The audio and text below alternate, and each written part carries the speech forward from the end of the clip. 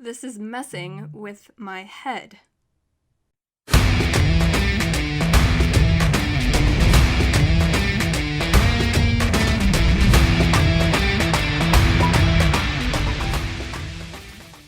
Welcome to From Center Ice. My name is Courtney, and this is another shorty episode. I am short-handed.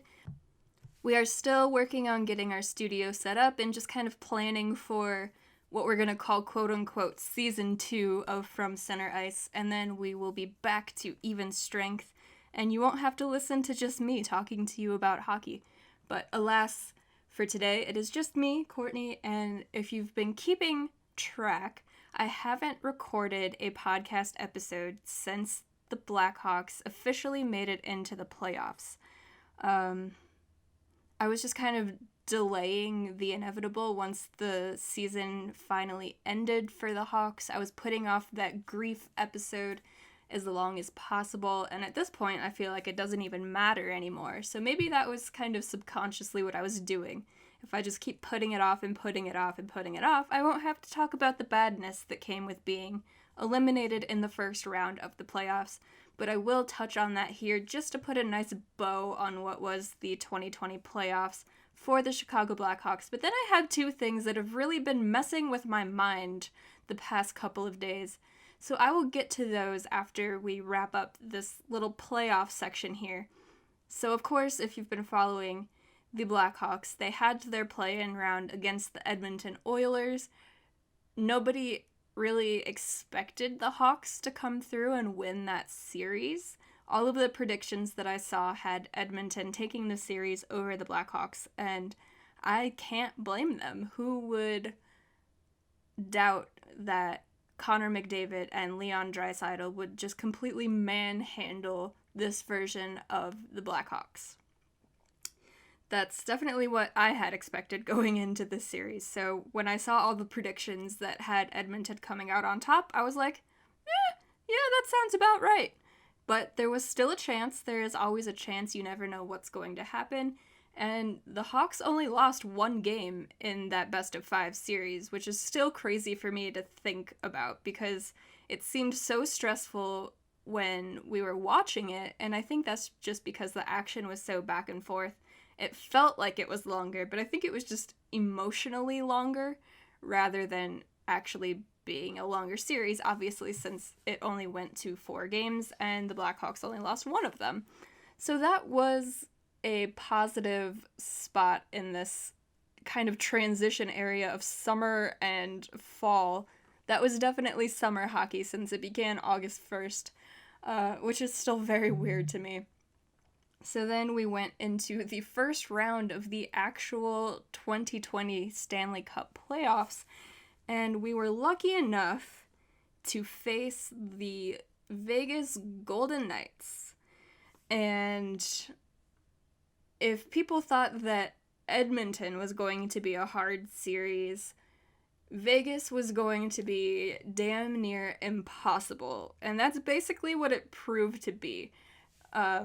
Vegas is a much deeper team than Edmonton. They don't have maybe the top 2 stars, but they have guys on every single line that can wear you down and put the puck in the net. And when it comes to their goaltending, obviously we traded Robin Lehner to the Golden Knights at the trade deadline, thinking there was no possible way in hell the Blackhawks were going to be in any sort of position to be in the playoffs this year, but we didn't know that we would have the whole pandemic thing and shutdown, and yeah, it was just crazy. So we traded Lehner to the Golden Knights, got Malcolm Subban in return. A pretty lopsided deal, and I do like Malcolm Subban, but when you compare the two, obviously Robin Lehner comes out on top, and he got to face his former team when he was named starter of game number 1 against our Chicago Blackhawks, and it all just went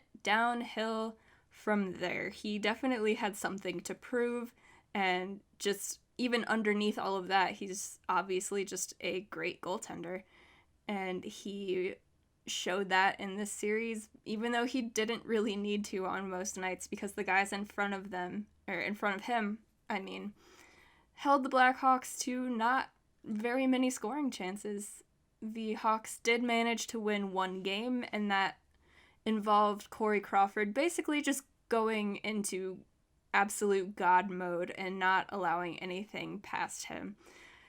And if that's what it was going to take every single game in order to get past the Golden Knights in round one, it just wasn't going to happen. You cannot count on your goaltender to be your number 1 through 3 star every single game. And while he didn't have a bad series, obviously he can't play God mode every single game, and if he's getting no run support up front, it was doomed from the very beginning. And that's what we saw. It went to 5 games. The Blackhawks only won 1. Obviously, Vegas won 4, since the actual playoffs are the usual best of 7 and not the best of 5 that the play-in round was. So it was just rather upsetting. I thought maybe after coming off of that series against Edmonton, they'd have a little more fire, maybe believe in themselves a little more, be shooting the puck, be defending better than we saw in the regular season. And that was so many months ago at that point. It was basically they could come into these playoffs being a completely different team.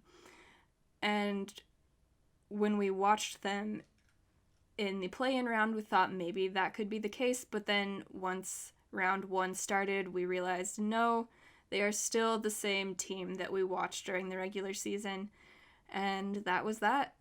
It ended. Thankfully, there were a few positives to come out of that. I'm not going to name those in this episode, mostly because I want that to be an actual positive episode and not part of this grieving one that I have here at the beginning. So I will have a positive outlook coming at you soon. That is just not going to be today because I'm still upset about it, which sounds really silly, and I'm aware of that, but it's 2020 and anything is possible these days, apparently.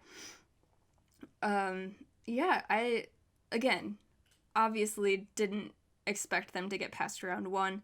They weren't even supposed to be sniffing playoff action and just got lucky because the NHL extended their return to play teams to 24 instead of the usual. So they were 12th place in the Western Conference and one of the last teams to make it in. It was them and Montreal, who were 12th place in their respective conferences. So obviously they weren't supposed to be here, but once they get there, anything can happen in the playoffs. Hockey is such a weird game. It's a game of puck luck. It's a game of inches. Anybody can get hot at any given time. So when they make it, you just have that hope that maybe, hey, they'll go on a heater. They'll just have every guy shooting on all cylinders. The goaltenders will be lights out. And obviously that's not always very realistic, especially for a whole series, maybe more so in just one game. Which I guess that's what we actually saw from them. So we got that one game of happiness. The rest was definitely not happiness. I feel like they could have won Game 5, but they let it slip away. And that's alright. It would have been nice to see them play another game or 2, but inevitably it would have just been prolonging the suffering that was bound to come. So the 2020 playoffs did not work out well. We are now in the conference finals, so I definitely took a while off from recording just because I didn't really know what to say. I was upset about it. I still am upset about it, like I said before. Just with how weird this year has been, being able to watch the Blackhawks in meaningful playoff hockey was just very, very cool. And so I was sad when it ended, and that's okay. But the rest of the playoffs have been super fun to watch as well. Vegas is still in it. They are playing the Dallas Stars. That series is tied. Robin Lehner got a shutout last night. So things are obviously still going well for Vegas, and Lehner has been playing absolutely lights out this whole time. He got a few shutouts in the second round against Vancouver, and I don't know, maybe they can go all the way. But I am rooting for them in this round, and I'm thinking maybe I put a curse on them. Every team that I wanted to win in the second round ended up losing, So my track record is not very good here. I didn't create an actual bracket because I'm always afraid of cursing my team. Obviously, this year it wouldn't have mattered since we lost in the first round, but I didn't create an official bracket, so I'm just going I'm going round by round and just picking which teams I want to win. And the second round did not go in my favor, so we'll see what the third round brings. I am rooting for Vegas in the West, obviously, and I am rooting for the Islanders in the East. Right now, the Islanders are actually playing Tampa. It's on my TV in front of me, trying not to get totally distracted here. And their game is tied 1-1 at the moment. So I'm sorry, Vegas fans or Islanders fans, if they end up losing. I cursed your team. I apologize. But what are we going to do? My team got way less playoff games than yours did, so you're just going to have to deal with it. I'm sorry. So now that we've kind of covered the grieving that I've been feeling over the Blackhawks getting kicked out in round number 1 of the playoffs, we will move on to the two things that have been messing with my head the past couple of days. So thing number 1 is this weather we are having here in northern Illinois. So I don't know where y'all are listening to this, but if you're here in the Midwest or in Illinois, it went from about 80 degrees this weekend to 50s and rainy yesterday, and it was about the same out there today. And we are in September, so in normal years we would be getting very close to training camps, we would be getting news about the next season starting, and with this weather hitting, it feels like hockey season. Which is funny to say because there is hockey on my TV right now. But if you live in a place that has all 4 seasons, you know that there is a difference between hockey season weather and playoff weather. And playoff weather is in the spring and the summer, and it is hot. We do usually get a lot of rain during the playoffs here in northern Illinois. So the rain that we've been having the past couple days isn't necessarily the thing, but it's been dark and dreary and cold, and I feel like I should be picking up my season tickets for the Ice Hogs, and I should be dusting off the old jerseys, getting ready for the season ahead. But instead, I am sitting here on my couch, recording this and watching playoff hockey, and it is just very, very weird to me. Obviously, I will take whatever hockey I can get, but I would rather be preparing for the season ahead and getting hyped up about the Blackhawks and the Ice Hogs and what the team looks like and what we can expect and who's gotten an invite to training camp and which rookies we might see. But instead, we are still just ending the previous season instead of looking toward the next season. Even for the teams who have been eliminated, there's not really any foresight into what may be coming with the next season. And we haven't had the draft yet, or free agency, and yet we are in the month when we would typically be having training camp and getting ready to start the new season, like I said. So it's just very odd that now we have hockey weather, and yet we're still watching playoffs with no real feeling of the next season being imminent in any way. I know they have still been in talks about when the next season is going to start. December 1st-ish is about the projected date. They did move up the draft to be October 7th and 8th, I want to say. Let me check that real quick. My apologies, I was wrong. They moved it up to having the first round October 6th, and then the rest of the rounds 2 through 7 on October 7th. So they moved that up. Free agency is slated to open on October 9th. So then there will kind of be the feeling that next season is somewhat imminent, but again, in normal years, that would be at the end of June and July 1st. Meanwhile, it's taking place at the beginning of October.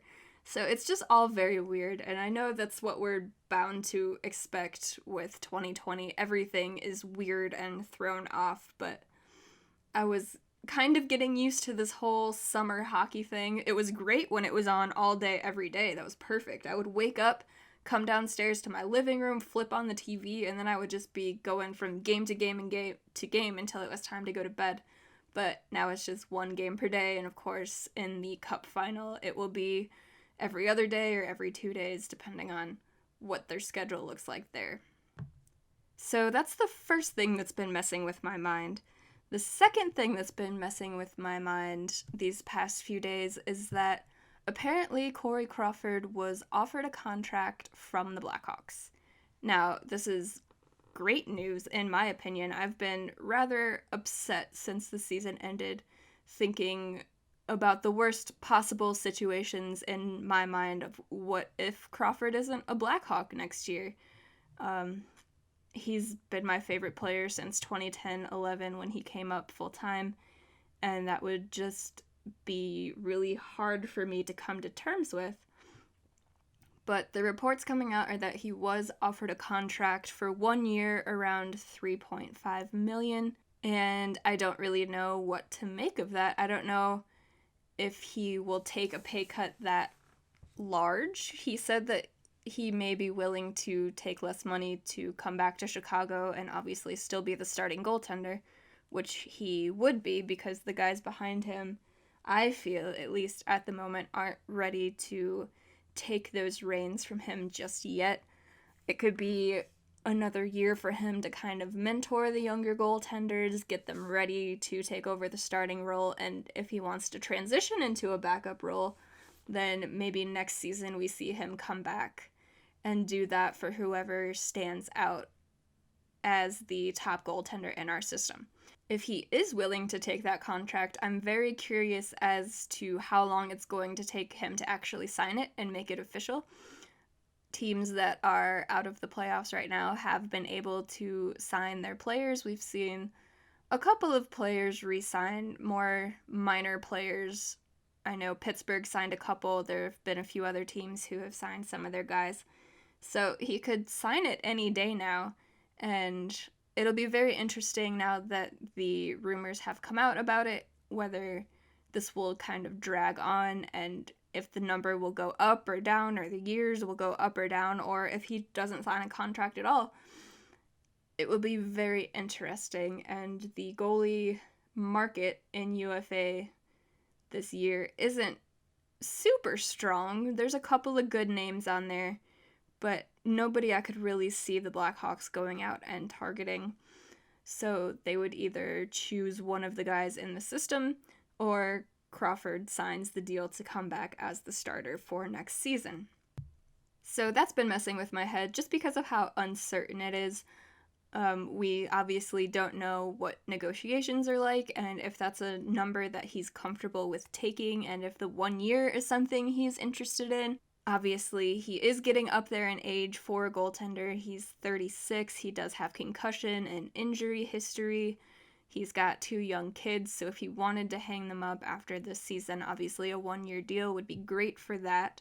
But if Crawford isn't the starting goaltender for the Blackhawks, that also leaves a lot more questions for who would take over that spot in the system right now. We have Malcolm Subban, if he resigns, Colin Delia, Kevin Lankinen, and Matt Tompkins. So none of those guys really scream NHL starting goaltender to me right now. I have no doubt that 1 or 2 of them could get to that point, but as it stands right now, none of them really stick out to me as a starting goaltender. So it makes the most sense to me if the Blackhawks don't want to target another goaltender in free agency and maybe pay a lot more for more of an unknown, that they would kind of do whatever Crawford is comfortable with and reevaluate their goaltender system along the way for this upcoming season and just kind of go from there next offseason. But obviously we don't know. We don't know what the talk is in the front office. We don't know how they feel about their system.